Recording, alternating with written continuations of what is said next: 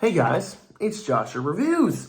Coming back to you with another Halloween. Okay, so anyways, today we're going to be reviewing the Funhouse Massacre. I don't even really feel like, I'm just not in that mindset of doing the whole opening. Funhouse Massacre. It's about a group of friends who go to a Funhouse Halloween-themed haunted house. And the haunted house is centered and themed around these 6 psycho killers, and wouldn't you know it, the 6 psycho killers that this haunted house is based off of. They break out of the asylum and they start killing people one by one in the haunt. And our group of friends and these two officers have to band together and try to stop them, while at the same time getting out of wacky shenanigans because the characters in this are fucking stupid. So, when this movie came out, it intrigued me, but I never got a chance to watch it. I was always wondering, is it Halloween themed? Is it just like a haunted house attraction type movie like The Funhouse? Or, what's another one? Dark Ride, or one of those films where it's just like it takes place in a haunted, ride or haunted attraction or an amusement park, but it's not Halloween centered. So I was like, is it? And it was. So I was like, okay, cool, I'll check it out this year. I've heard good things. Though the audience score for this film was a 32, so that got me a little worried.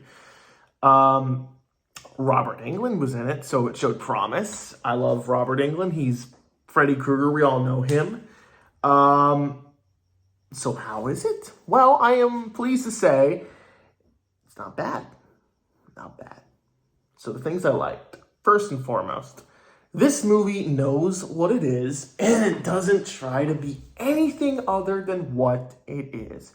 And that is a damn fun, good time, man. This was fun. This was fun. It knows what it is. It doesn't take itself too seriously, but it does have serious moments. And you have likable characters. You have good acting, surprisingly. You have good makeup effects and good sets and good camera. Overall, the production design was perfect for this film. I believe they're at an actual haunt, The mentally insane killers all worked great with each other. They were all good. They all did a great. They were all, what they were given. They all. I can't speak. They all. The parts they were given, they did very well. That's what I'm trying to say. That's what I'm trying to commute to you.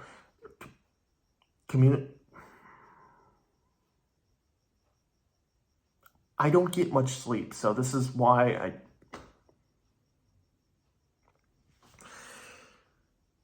all the actors did a good job. The people who played the psychotic serial killers did a good job as well.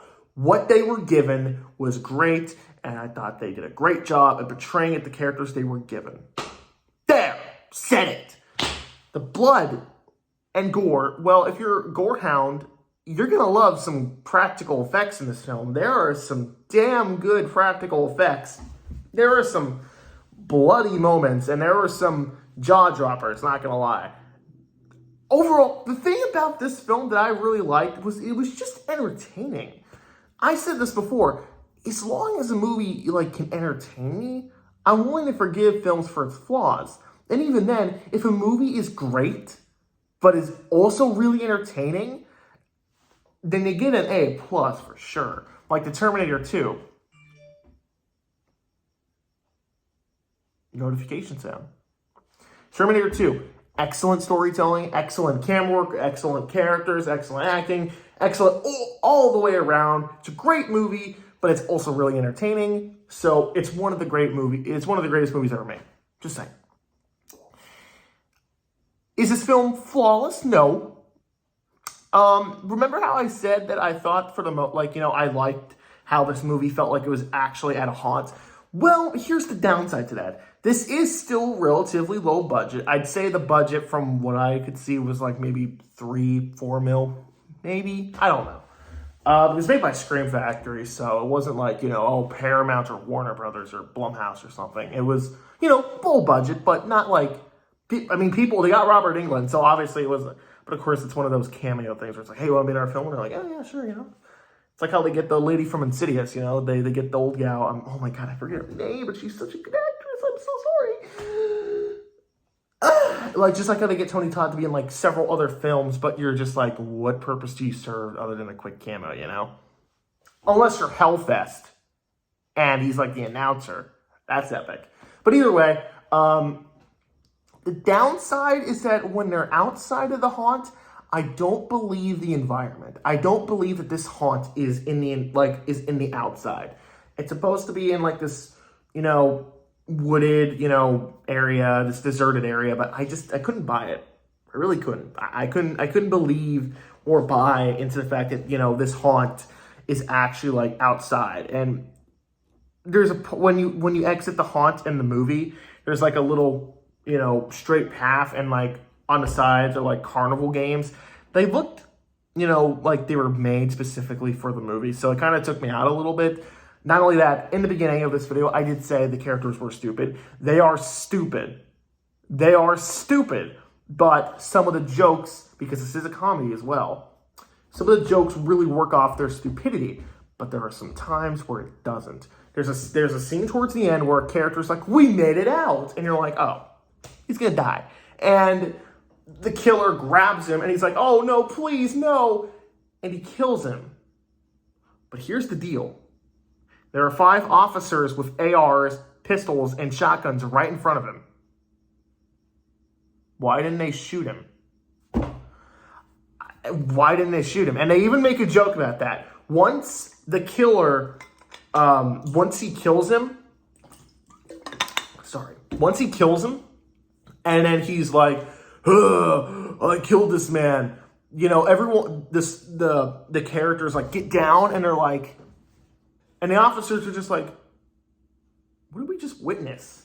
I don't say that, but they're just kind of standing there like dazed and confused. And in my head, I'm like, why aren't you shooting? And then the one guy looks up and says, shoot him! And I just bursted out laughing. But then I took a second to realize, why didn't they shoot? You could have saved that guy's life and now he's dead. Okay, there were several moments like that, but the movie has some good comedy elements. I gotta admit, this movie's pretty funny, but there are some jokes that don't work for me. But for the most part, this movie has some pretty good jokes, and moments like that where it's like, yeah, it's stupid. You laugh at it because you're like, what the fuck? That was pretty funny, not gonna lie. And the one cop guy, I forget his name, but he's like this complete buffoon, and you wonder how he became an officer in the first place.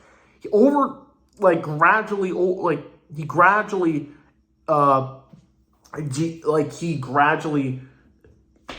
can't speak today. He transforms. He starts off as an idiot in the beginning of the film, and then he actually becomes a badass towards the end. There we go. And he actually gets some of the best laughs in the film. Another flaw I do have is that there are some things that are kind of like, how should I say? There's some things that don't make sense. For example, this might be a plot hole, or this might just be accidental, or I don't know, maybe. There's a killer, and he has an eye, but it's scarred because one of his victims stabbed him with a fork. So he should be blind, right? But throughout the film, there are times where you can just clearly see that he doesn't, have it on his eye. So maybe they're just like, fuck it, hopefully no one notices. And I get that, I didn't really notice it until the end. I was like, oh, he doesn't really, wait. And then I rewound, and I was like, oh, okay. But other than a few complaints like that, I gotta admit, this film was a lot of fun. I had a lot of fun with it. It's on Prime for free. So, you know what? I'm gonna give it a B. A B. Uh-oh. I have no segue for the ending.